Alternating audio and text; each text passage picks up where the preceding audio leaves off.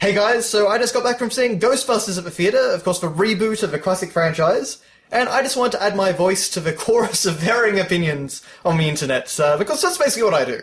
And, a lot of the reception for this movie, despite its very, very rocky road, has been quite positive, and that is actually what convinced me to go and see it and give it a go. And I have to say, I did have a really fun time. I enjoyed this movie infinitely more than I ever expected. Is it a perfect movie? No. Does it live up to Ghostbusters? Is it as good as Ghostbusters? No. But it is a really fun movie on its own merits. And that's really the thing that I found. You have to really separate it from Ghostbusters. You're considering it a homage to Ghostbusters is the best way to think about it. That's the best way to approach the movie. So to give my personal perspective, I love Ghostbusters. I love Ghostbusters 2. Ghostbusters 2, not quite as good as Ghostbusters 1, but I still really enjoying it. I feel like it's got a bad rap over the years. But on the whole, Ghostbusters 1, definitely one of my top 20, top 25 movies of all time. I love that movie. And a big part of that movie, a big part of the reason why I think it works so well, is just because of the actors you have in the lead roles. You've got, Bill Murray, Dan Aykroyd, Harold Ramis, Ernie Hudson, all playing off each other in fantastic ways. They have so much chemistry between each other. And not to mention, of course, the other actors like Annie Potts, Sigourney Weaver, so many great actors, Rick Moranis. It's just a perfect storm of acting talent. From a time when we really did have a lot of character actors. When this movie was first announced, I was very skeptical but also interested. And the more and more news that came out, I got more and more disappointed. It did not sound like a good project at all, and the trailers certainly didn't help to confirm that. Well, they didn't look awful to me, they didn't look good either, and they certainly didn't feel like Ghostbusters. And then, we got the Fall Out Boy version of the Ghostbusters theme, which I certainly was not a fan of. It was definitely not a very good marketing campaign. The fact that it was a reboot, I wasn't a fan of that. I was kind of hoping that they'd go down the route of, the old Ghostbusters, the original Ghostbusters were like mentor figures, and we kept it within the universe. But of course this movie doesn't do that. So all of this really lowered my expectations, and it was only when I heard a fair few positive things from people that I trust that I decided to give it a go. And, I definitely don't regret it. As I said, I really, really enjoyed the film. And I'm going to get into a bit of light spoiler stuff, nothing too heavy. It's probably, if you've seen the trailers, then you probably know. I'll warn you ahead of time. Basically, I just want to kind of go through the movie very quickly and give my thoughts on a few key points. So, the movie actually starts in a really interesting way. It starts, I suppose it's definitely parallel to the library from Ghostbusters 1. And it starts with a fairly dark and sort of mysterious and haunting atmosphere. And, you hear the story of how a woman became, a ghost and how this house may be haunted. And then you get a rather jump scare heavy sequence. Or certainly for the children that I saw in the theatre, they were jumping a bit during this. A lot of very loud screams and things like that. But you get this really kind of frightening opening sequence that sets an interesting tone. I was a little bit unsure if maybe we were going a bit too dark for Ghostbusters, but thankfully the tone kind of shifted from there on, and it was just a cool opening set piece rather than setting the tone for the whole film. But I did really like the way it opened. It set great atmosphere up, and then we start to meet our main characters. Now, I had mixed feelings about the Ghostbusters. I thought they were all totally fine. They all did a good job with the characters that they were given. But on the whole, the only one that really stood out to me was Kate McKinnon's character, Holtzman. And she was a lot of fun. She definitely was, she's a crazy one, but she also kind of had a lot of heart to her and a lot of, she hit a lot of the right notes to me. She felt like the most similar one to the original Ghostbusters.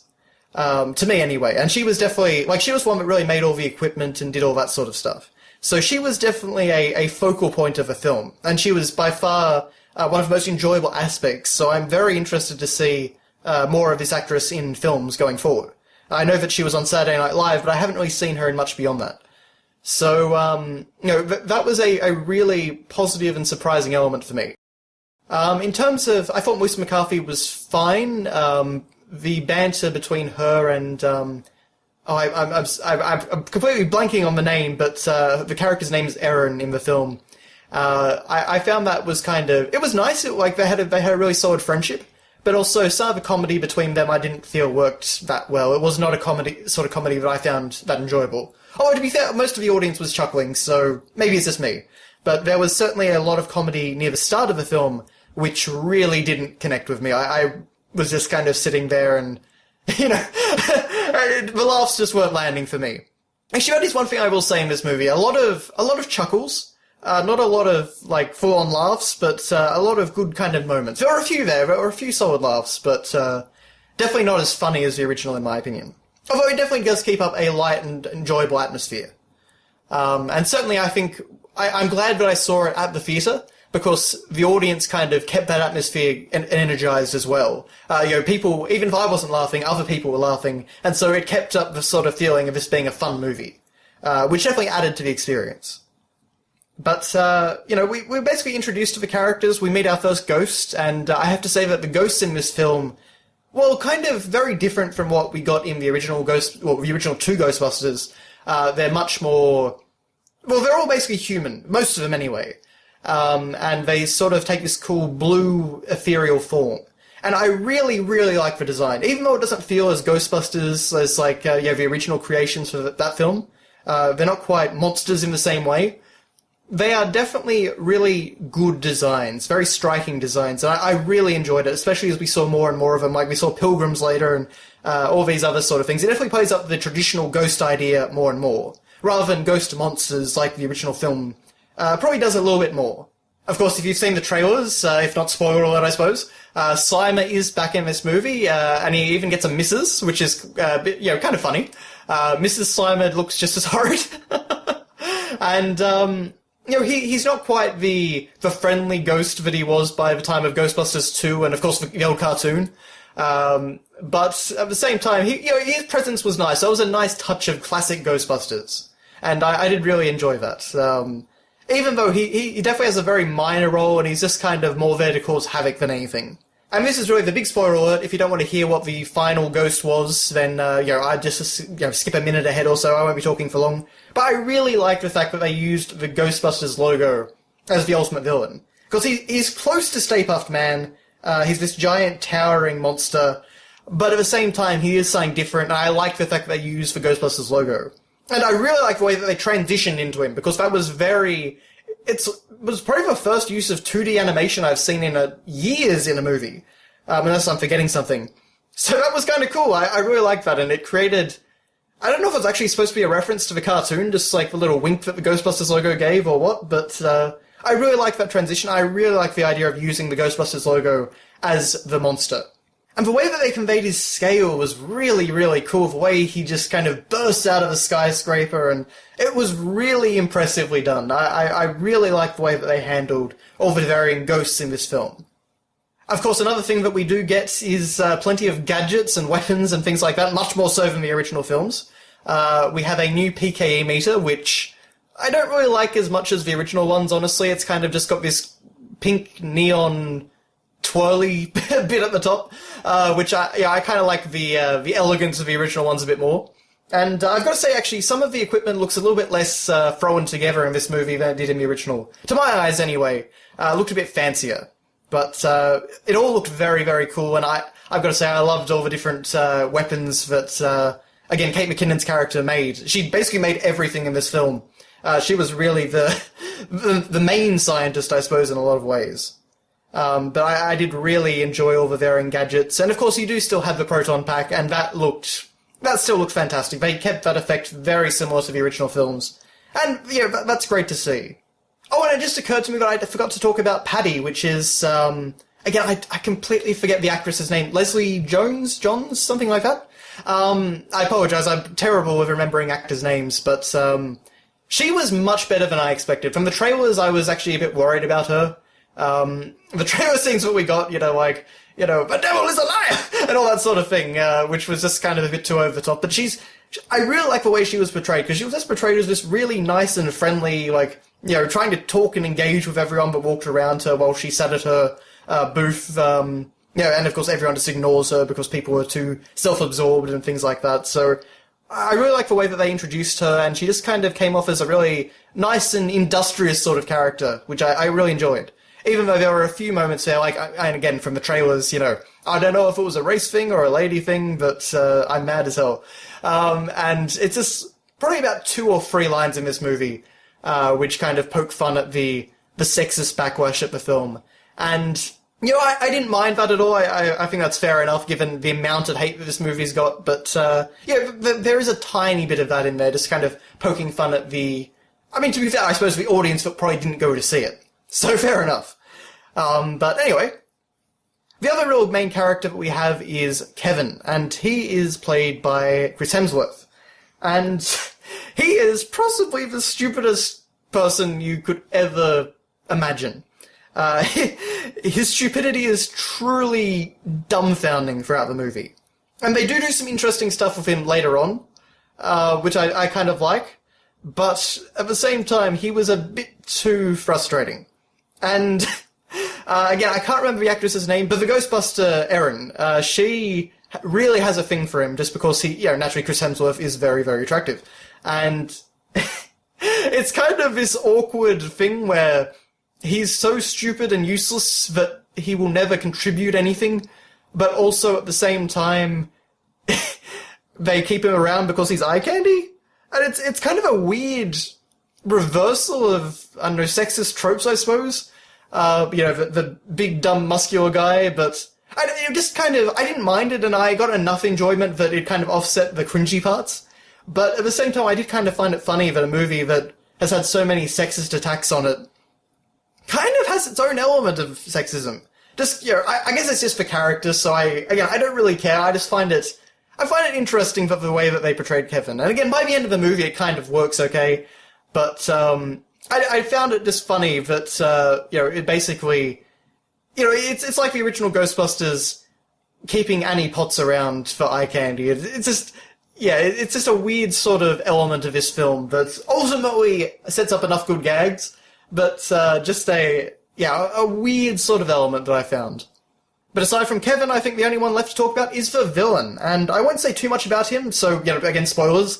But ultimately, he serves his purpose, he's enjoyable enough, you can get a sense of maybe why he's doing what he's doing, even if it's still, horrible. I think he could have been better, but I think he serves the movie well enough, and certainly, you're taking over for a ancient Babylonian, or was it Babylonian or Assyrian? I always forget that with Zul. You're taking over for a pretty powerful and menacing villain, so it was nice to see them try something different, and I think it worked well enough, but I definitely don't think the villain was one of the standout pieces of the film. I also should give special mention to the music, actually. I was very surprised that I noticed and enjoyed a lot of the music in this film. There are some great sort of dramatic reimaginings of the da-da-da-da-da-da-da-da-da-da theme, and in fact, the original theme by Ray Parker Jr. actually does get used, which I was shocked, because that's happened so rarely in movies nowadays. It actually gets used very early on, just near the start of the film, pretty much right where it was used in the original Ghostbusters, and, it's used, I think, maybe once or twice after that as well. There's kind of like a dance mix with just a hint of the original theme in the credits, and in one scene in the movie there is the Fall Out Boy reimagining of the song. And even though I don't like the song, I've got to say it did actually work pretty well where it was placed. So credit for that, it did work in context well enough. Even if I'm not a big fan of the song standalone. But really that's probably all I can say. Again, I had a really enjoyable time, even though not all of the elements of the movie were strong. Again, the humour was kind of hit and miss, and even when it did hit, a lot of it wasn't as strong, or nearly as strong, really, as the original Ghostbusters. The actors had pretty good chemistry, but nothing super unusual, nothing kind of, again, like that perfect storm you had with the original Ghostbusters. But they were certainly very strong in the roles, and I'm interested if this film does get a sequel to see where it all goes. In fact, I think the biggest compliment I can give the film is that I would absolutely watch a sequel. If they bring out Ghostbusters 2, which again is going to get really confusing, as with all reboots, then I will absolutely go and see that. And again, spoilers, but there is a post-credit scene, and in that scene, they are listening to some tapes that they took, And Patty is listening to it, and then she says, "Hey guys, what's Zool?" And that's how the movie ends. And frankly, that was kind of cool. If this movie had been about Zool, I would have kind of been annoyed because we're just doing the same thing. But as sequel bait, I actually thought that was really clever and really fun. So, who knows if they'll actually use that or not. Director Paul Feige has said that, maybe we will, maybe we won't, if we do get a sequel. I would definitely be interested to see that movie. And I feel like this is a strong enough foundation for at least a sequel, if not a series of movies. Everything gets turned into a series now, so... Oh, and I'm completely forgetting. There are two more things that I did want to talk about. One, there is a fantastic fight scene near the end of the movie. You've probably seen, again, a bit of it in the trailers, but not to give too much away, but they have to fight a massive horde of ghosts. It's a very kind of close quarters fight. And so they use all the varying gadgets that they've kind of introduced over the course of the film, and that was a really, really good battle scene. I really had a lot of fun. That was probably my favourite part of the film, ultimately. And it was certainly something that you couldn't have done in the original 80s films. So, kudos for that. I thought that was a really fantastically choreographed fight scene. I don't really want to say too much, and there's not really much I can say, aside from, that was just one of the standout moments of the film, and one of the moments that really made it worth going to. In my opinion, anyway. And the other thing, of course, I want to talk about, and this is going into spoiler territory again, but the cameos. Pretty much all the Ghostbusters surviving cast did appear in this movie, with the only exception of Rick Moranis.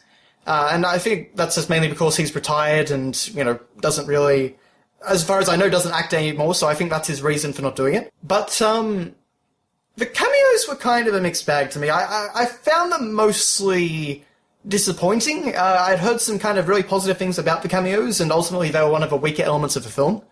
Bill Murray gets a fairly large role before he... I guess I won't say anything, but he appears in a few scenes, and he is solid as an actor, but it's not really a very interesting character. Dan Aykroyd appears very briefly, and he gets to say the, I ain't afraid no ghost line, which is, it's fun, but again, it's not much. It's very much kind of feels tacked on.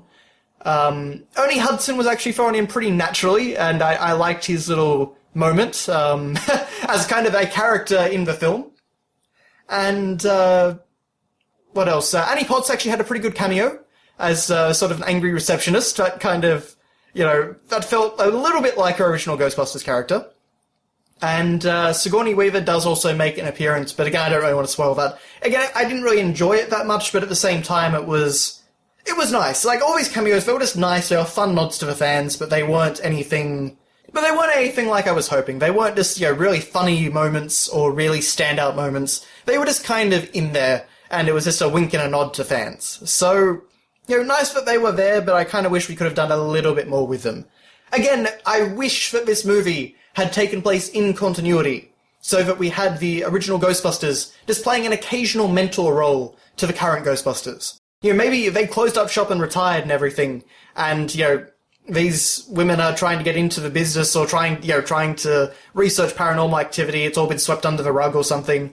And, they seek out the original Ghostbusters just for a scene or two or something. But I think having the cameos being in character would have added so much more. But again, they are rebooting it. They're trying to create a new franchise, I'm pretty sure. So, I understand where they're coming from. I just feel like that would have been such an interesting approach. And, in some cases, like in Dan Aykroyd's case, for example, they could almost take that approach, because he's actually talking about the paranormal stuff in his cameo scene. He actually knows this stuff, so... Yeah, I don't know. It's just one of those sort of... I wish it was just in continuity, that's all. But at the same time, I can understand to some degree why they didn't do it. And, if they want to make this into a series, then not having any baggage will probably serve them well in the long run. But anyway, that is my general thoughts on Ghostbusters, the 2016 reboot. As they infinitely better than I was expecting. I did have a great time watching it, even if the humour was a little bit hit and miss. And I'm definitely very interested to see where they go from here. So I guess it just shows you that you shouldn't judge a movie before it comes out and you actually view it.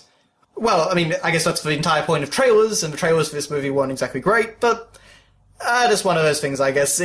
obviously this movie needed a much better marketing plan than it had. And certainly the marketing does not live up to the actual movie. The movie is infinitely better than the trailers. But that's really all I can say, so thank you very much for watching, guys. If you've seen the movie, let me know what you thought, and I'll see you next time.